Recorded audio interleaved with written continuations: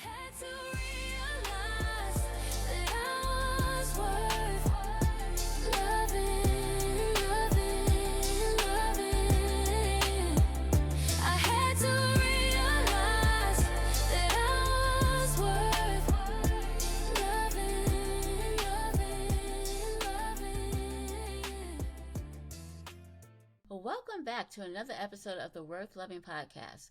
I'm your host, Keana W. Mitchell, and today we're doing something I absolutely love. It's one of my favorite times of the week, and that is a question and answer episode.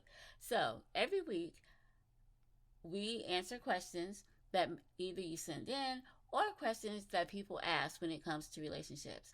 And I appreciate your willingness to share your heart with me because this is something that I honor. And these episodes are my way of giving you the clarity, compassion, and grounded guidance you deserve. So this week's main episode was all about knowing whether you're ready to date again after heartbreak, betrayal, or emotional pain. And we have had so many questions. And yeah, we've had a lot of questions. So we've had questions about the timing, we've had questions about emotional triggers, nervous system cues, and how to trust yourself, again, after choosing someone who hurts you. So today we are going to slow down, breathe, and walk through these questions together. My goal in these question and answer episodes is not to give you quick fixes or one-size-fits-all answers. Healing is personal, readiness is personal, and your journey deserves nuance, patience, and compassion. So as you listen today, I want you to take what resonates and leave what doesn't, and trust that your healing is unfolding exactly the way it needs to. Now, if you ever want to submit a question for a future episode, you can email me at KeanaWmitchell@gmail.com, and that is KeanaWmitchell@gmail.com. I read every message and I absolutely love hearing from you. All right, well, let's get into our questions. Now, before we get into our questions, though, I do want to talk a little bit about the main episode, which was, are you ready to date again? Because everything we talk about today kind of builds on that episode and on that foundation. So, in yesterday's episode, we talked about what emotional readiness actually looks like, not from a place of pressure or loneliness, but from a place of clarity, stability, and self-trust. We talked about how readiness isn't about how long it's been since your breakup, but it's about your emotional capacity. It's about whether you can show up in a new relationship as your grounded self and not as your wounded self. We also talked about the difference between wanting connection and wanting a distraction. Sometimes the desire to date again comes from fear or loneliness or the need for validation. And other times it comes from a genuine place of openness and curiosity. Learning to tell the difference is part of your healing. We explored the body's role in readiness, how your nervous system can often tell the truth before your mind does. So if your body feels calm, open, and grounded at the thought of dating, that's a sign of readiness. If your body feels tense, overwhelmed, or shut down, that's a sign you may need more time. And finally, we talked about the healing work that needs to happen before dating again. And that would be emotional clarity, nervous system regulation, identity rebuilding, and boundary strengthening. With that foundation in mind, we are going to move on into our questions. But first, we are going to listen to an ad from one of our sponsors. Before we dive back into today's conversation, I want to take a minute to personally invite you into something very special, into my You Are Worth Loving signature coaching program. This is my 12-week trauma-informed coaching experience designed to help you break unhealthy patterns, rebuild your self-worth, and create emotionally safe relationships that actually feel good for your soul. If you've been listening to the Worth Loving podcast and thinking, I'm ready for deeper support, this is your next step. Inside the program, we work together one-on-one to help you reconnect with your voice, your boundaries, and your confidence so you can stop settling for relationships that drain you and start choosing ones that honor you.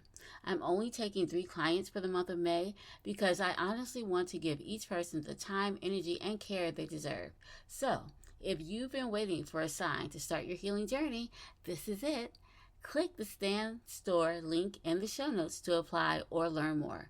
You are not too much. You are not broken. You are worthy of love, and you are worthy of relationships that feel safe, healthy, and whole. Now, let's get back to today's episode.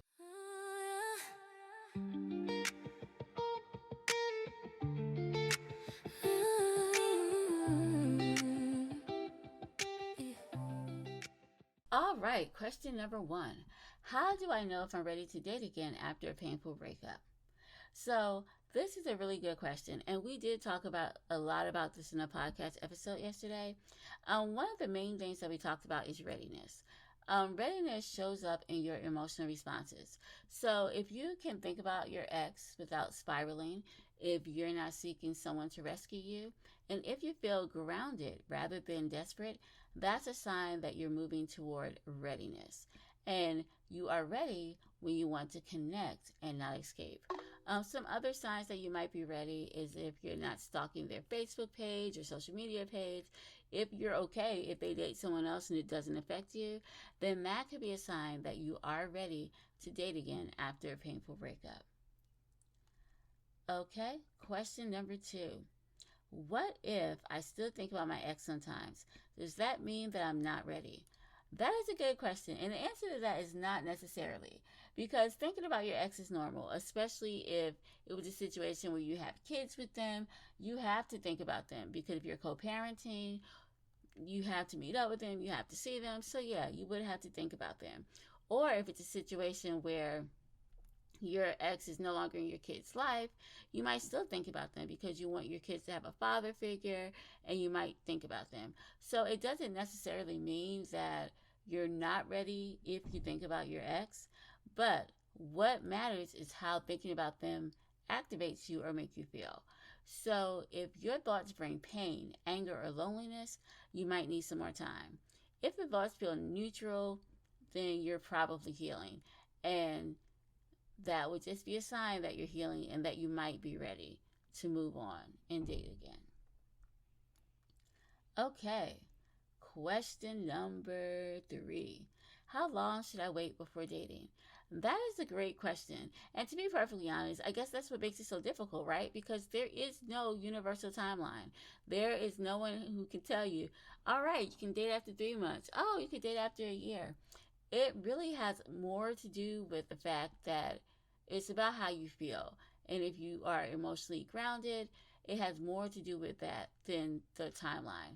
But research does suggest that 3 to 6 months for a typical breakup would be enough if you are healed.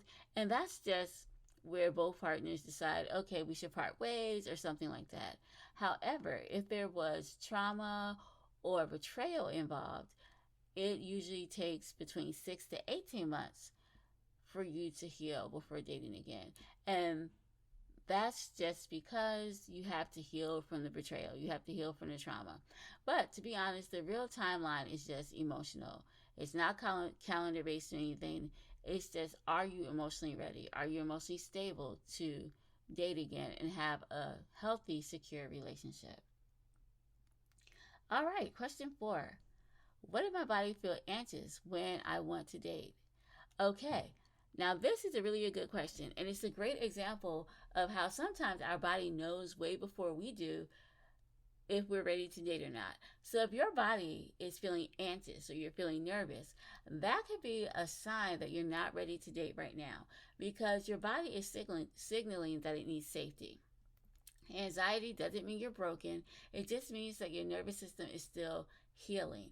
And if your nervous system is still healing, I would say listen to it and maybe give yourself a little bit more time to heal before you're ready to date.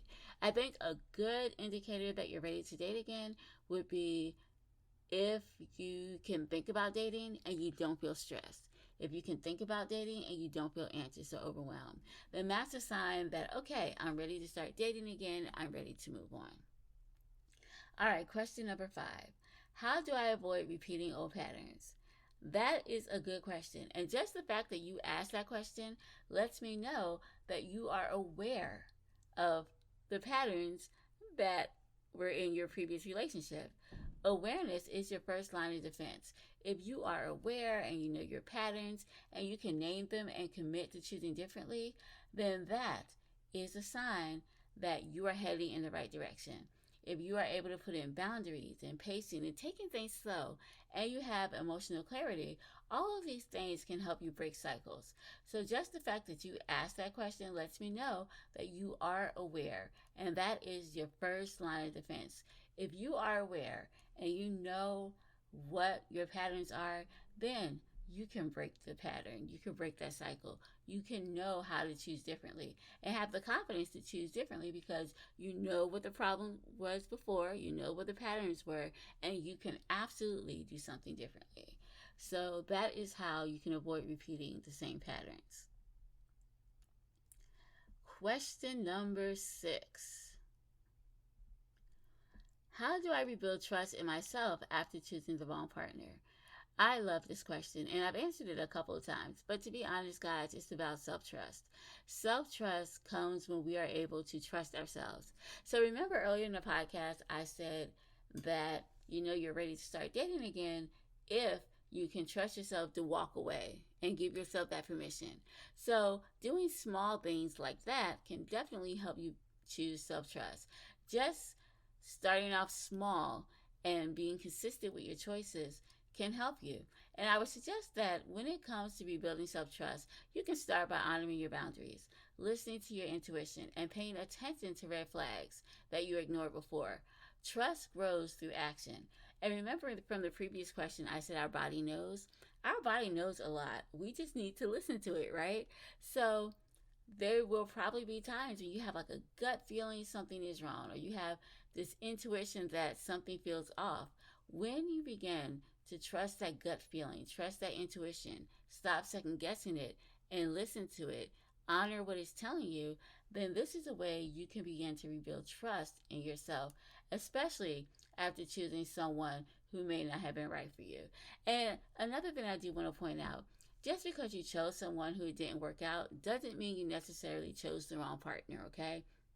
It just means that you made a decision based off the information that you had.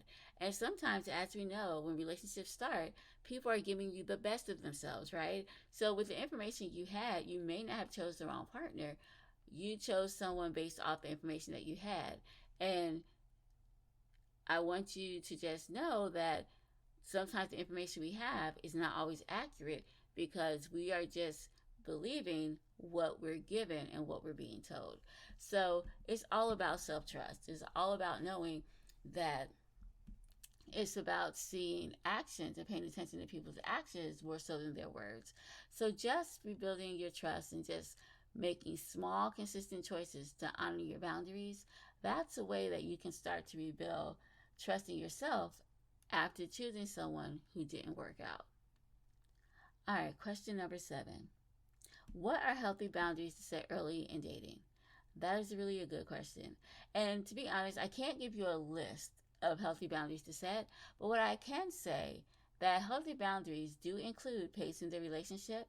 It includes protecting your emotional space, communicating your needs, and not abandoning yourself to keep someone else comfortable.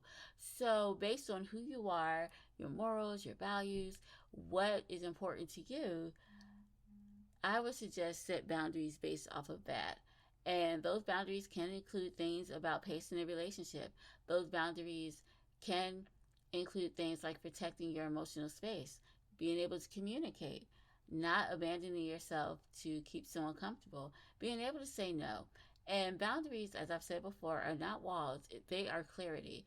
So some healthy boundaries to set, I say, would be boundaries including pacing the relationship and boundaries that include protecting your emotional space. Question 8. How do I stop choosing partners from loneliness? I love this. So loneliness is very powerful, right? It's a very powerful emotion, but it's not a reliable guide. So when you feel lonely, nurture yourself first. When you feel grounded, choose from clarity. The version of you who is calm makes better decisions than the version of you who is afraid. All right, question 9. What if I'm afraid of being alone forever? Now, this is a common fear, especially after heartbreak. But remember, fear-based decisions lead to unhealthy relationships. So instead of trying to avoid being alone, I would suggest you focus on becoming someone who feels safe, whole, and grounded within themselves. All right, question 10. How do I date intentionally instead of being impulsive? I love that. So, intentional dating just means slowing down, asking questions, observing behavior, and choosing based on alignment and not chemistry alone. Chemistry is a spark, but alignment is sustainability. Question 11. How do I know if I'm healing or just avoiding my feelings? Love, love, love this one. So, avoidance feels like distraction, numbing, or staying busy to avoid discomfort. Healing feels like honesty, reflection, and allowing yourself to feel without judgment. So, if you're leaning into your emotions instead of running from them, that's a sign that you're healing. Question 12. What do I do if I don't feel lovable after what I went through? Oh, that is such an honest question. Such an honest question. So, pain can distort your sense of worth, but it cannot erase it. Feeling unloved is a wound, not a truth. And I think it's important to remember feeling unloved is a wound, not a truth. Healing involves reconnecting with your identity, your voice, and your value. The value you had long before anyone hurt you. I like that. Yeah, absolutely. Question 13. How do I stay grounded when dating triggers old wounds? Now, triggers are an invitation to slow down. I know a lot of us try to avoid triggers, but they're actually kind of normal, especially when you're healing. You are going to encounter things that trigger you, but being aware of that is key because when you feel triggered, it is an invitation to slow down.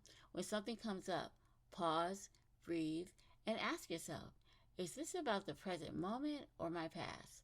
Grounding techniques, boundaries, and self-soothing can help you stay centered. Question 14. What does choosing myself actually looks like? Yes, yes, yes.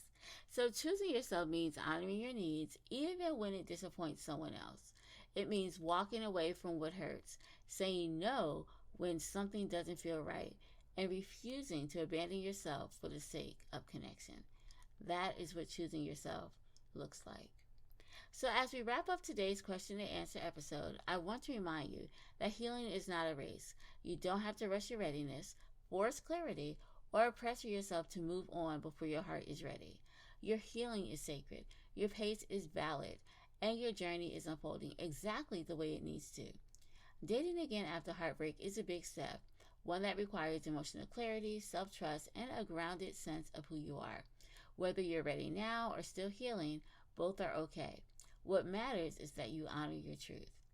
Thank you guys so much for sending your questions and for trusting me with your stories. If you want to submit a question for a future episode, you can email me at keanawmitchell@gmail.com. I absolutely love hearing from you. And I'm also going to see if I can set up another way for you guys to just find me on social media, ask me a question, and we can include it in the podcast as well. And guys, as always, I want you to remember you are worthy of love, you are worthy of healing, and you are worthy of relationships that honor who you are. Until next time, take care of your heart, and I will talk to you next Thursday. Bye-bye. I had to realize that I was worth loving, loving, loving. I had to realize